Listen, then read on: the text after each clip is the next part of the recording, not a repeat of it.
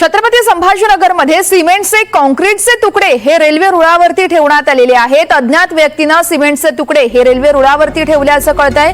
Railway रुळावरून घसरून अपघात घडवण्याचाही प्रयत्न होता। एमआयडीसी सिडको पोलीस ठाण्यात या प्रकरणी गुन्हाही दाखल झालेला आहे। मोहसिन शेख आमचे प्रतिनिधी या संदर्भात आपल्याला सविस्तर अपडेट्स देत आहेत। मोहसिन, वर्षा नक्कीच अत्यंत धक्कादायक हा सगळा प्रकार आहे। नंदीग्राम एक्सप्रेस ही जालन्याकडे जात होती।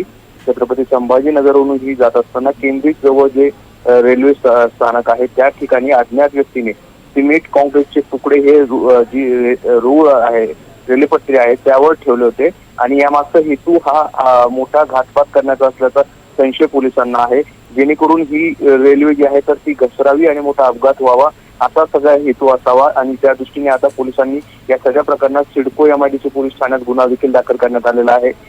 विशेष म्हणजे ही सगळी बाब तात्काळ रेल्वेचा जो चालक आहे त्यांच्या लक्षात आली आणि त्यांनी तात्काळ ही माहिती संबंधित प्रशासनाला दिली।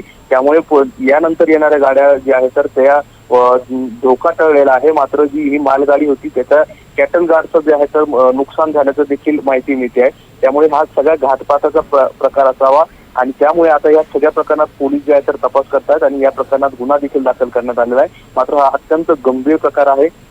सुदैवाने तात्काळ ही बाब रेल्वे चालकाच्या लक्षात आली, त्यामुळे मोठा अनर्थ देखील टळलेला आहे। मोहसिन, धन्यवाद दिलेल्या माहितीसाठी।